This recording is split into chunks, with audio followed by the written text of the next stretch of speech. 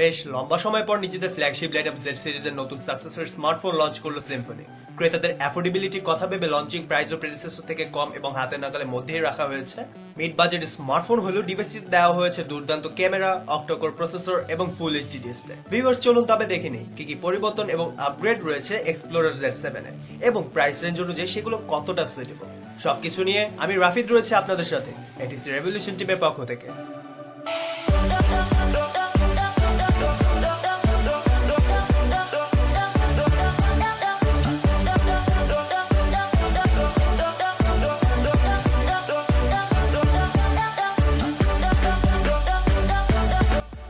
Z7 স্মার্টফোনটি ফুলি plastic build. যারা মনে করতে পারছেন না তাদের মনে করিয়ে দেব, Z5, Z5 Pro এবং Z6 মেটাল স্ট্রাকচার স্মার্টফোন ছিল, but Z7 totally plastic build smartphone. Side প্যানেলের প্লাস্টিক ব্যান্ডটি ভীষণ সলিড, যা স্মার্টফোনটিকে রিজিড করেছে এবং ডিউরেবিলিটি দিয়েছে।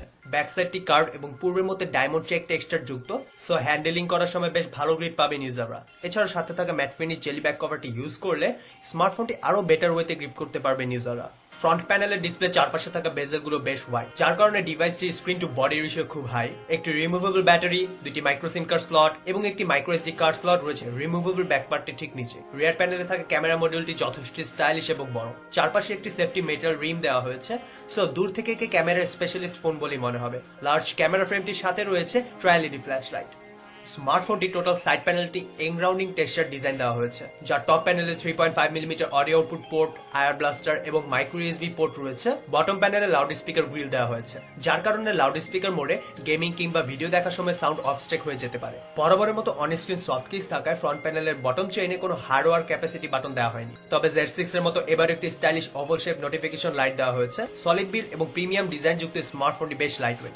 স্মার্টফোনটির হাইট 146mm উইথ 74.5mm এবং থিকনেস 8.15mm।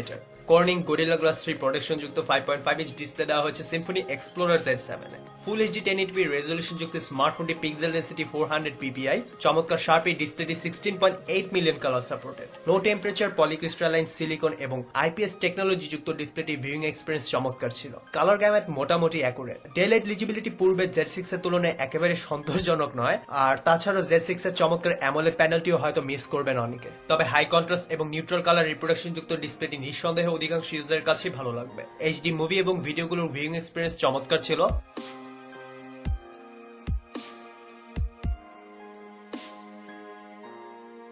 পিক্সেল ডেন্সিটি বেশি হবার কারণে ডিসপ্লেটি বেশ শার্প মনে হয়েছে আমার কাছে, কোনো ভেগনেস ছিল না। এরপরও যদি প্রয়োজন মনে করেন তবে টেনশন করার কিছুই নেই, কারণ এবারও ডিভাইসটিতে দেওয়া হয়েছে মিরর ভিশন। প্রিসেট মোডগুলোর সাহায্যে ডিসপ্লে কালার টোন চেঞ্জ এবং কাস্টমাইজ করতে পারবেন ইউজাররা। এছাড়াও রয়েছে ডাইনামিক কন্ট্রাস্ট। স্মার্টফোনটি 5 ফিঙ্গার মাল্টিটাচ সাপোর্টেড। স্মার্টফোনটিতে দেওয়া হয়েছে মিডিয়াটেক MT6753 চিপসেট, 64 বিট এবং ARM Cortex A53 আর্কিটেকচার বিশিষ্ট 8টি কোর সমৃদ্ধ ট্রু অক্টোকোর প্রসেসর এবং এর কোর ক্লক স্পিড 1.3 GHz। এমনকি অন্যান্য দেশীয় ব্র্যান্ডগুলোর বেশ প্রাইসি ফ্ল্যাগশিপ স্মার্টফোনেও এই চিপসেটটি ইউজ করা হয়েছে, সো সেদিক দিয়ে এটি অবশ্যই দারুণ ব্যাপার যে একই চিপসেট Z7 এ দেওয়া হয়েছে। এর গ্রাফিক্স প্রসেসিং এর জন্য রয়েছে মালি T720MB GPU। এবার আসা যাক র্যামের ব্যাপারে, যেখানে স্মার্টফোনটি দুটি আলাদা ভেরিয়েন্টে রয়েছে। অপেক্ষাকৃত সাশ্রয়ী মূল্যে স্মার্টফোনটির একটি 2GB ভ্যারিয়েন্ট বাজারে পাওয়া যাচ্ছে।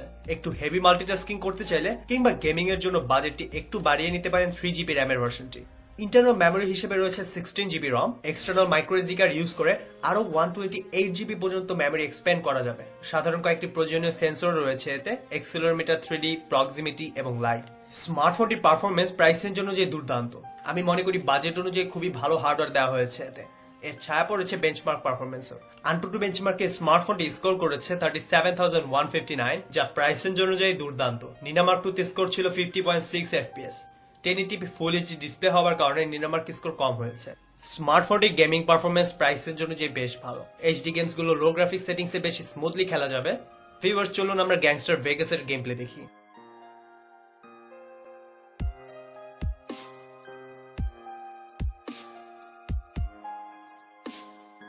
স্মার্টফোনটি 4G নেটওয়ার্ক কানেক্টিভিটি সাপোর্টে। কল কোয়ালিটি এবং সিগন্যাল রিসিপশন যথেষ্ট ভালো মনে হয়েছে।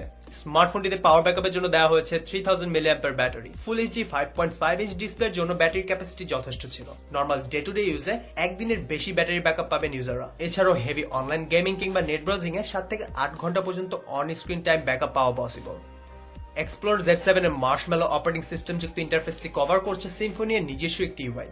যা অনেকটা স্টক ইউআই এর মতো, তবে স্টক থেকে কিছুটা কাস্টমাইজড। লক স্ক্রিন এবং অন্যান্য ট্রানজিশন অ্যানিমেশন গুলো খুবই সিম্পল, ইউআইটি খুবই কালারফুল এবং স্মুথ। একটি বিল্ট ইন থিম ম্যানেজারও দেওয়া হয়েছে, যেখানে 4টি প্রিলোডেড থিমও পাবেন ইউজাররা। প্রতিটি থিমই বেশ নেফটি এবং কালারফুল। ইউজাররা প্রয়োজন মতো অন স্ক্রিন সফট নেভিগেশন বাটনও চেঞ্জ করে নিতে পারবেন। কুইক লক স্ক্রিন ফিচারটি এনেবল করে নিলে জাস্ট নেটিভ হোম ডিসপ্লেতে ডাবল ট্যাপ করে ডিভাইসটি স্ক্রিন লক করতে পারবেন।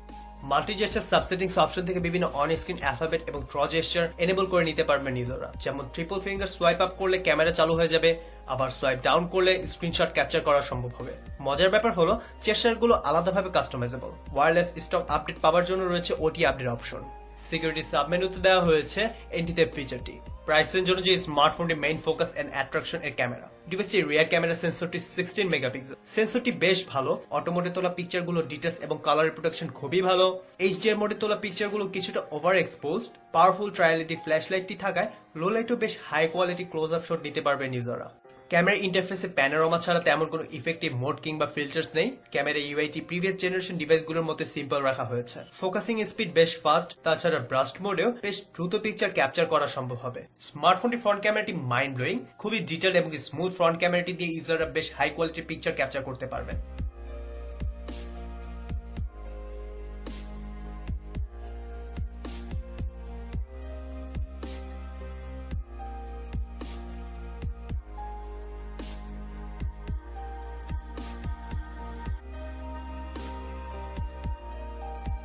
সো ভিউয়ার্স, এই ছিল সিম্ফনি এক্সপ্লোরার Z7 এর হ্যান্ডস অন রিভিউ। আপনাদের সবাইকে ধন্যবাদ আমাদের সাথে থেকে রিভিউটি দেখার জন্য। আশা করি রিভিউটি উপভোগ করেছে। সো লাইক করুন এবং শেয়ার করুন। পরবর্তী সব রিভিউ পাওয়ার জন্য আমাদের চ্যানেলটি সাবস্ক্রাইব করে ফেলুন। ডিভাইসটির পজিটিভ এবং নেগেটিভ দিকগুলো জানতে কিংবা কোনো মতামত দেবার থাকলে নিচের কমেন্ট বক্সে কমেন্ট করতে পারেন। এছাড়াও আমাদের সাথে কন্ট্যাক্ট করতে চাইলে কিংবা নিত্য নতুন প্রযুক্তি সম্পর্কিত বিভিন্ন তথ্য পেতে আমাদের ফেসবুক গ্রুপ এবং পেজে জয়েন করতে পারেন। চাইলে ঘুরে আসতে পারেন আমাদের ওয়েবসাইটে। যাবতীয় লিংক ডিসক্রিপশনে রয়েছে। সবার জন্য শুভকামনা রইল। আমরা আবারও চলে আসবো আপনাদের সামনে নতুন কোনো রিভিউ নিয়ে। Till then, good luck for you all. Feel the ultimate beauty of Android. Be with Android Toto Company because we are built in Android. প্রযুক্তির সাথে আগামীর পথে।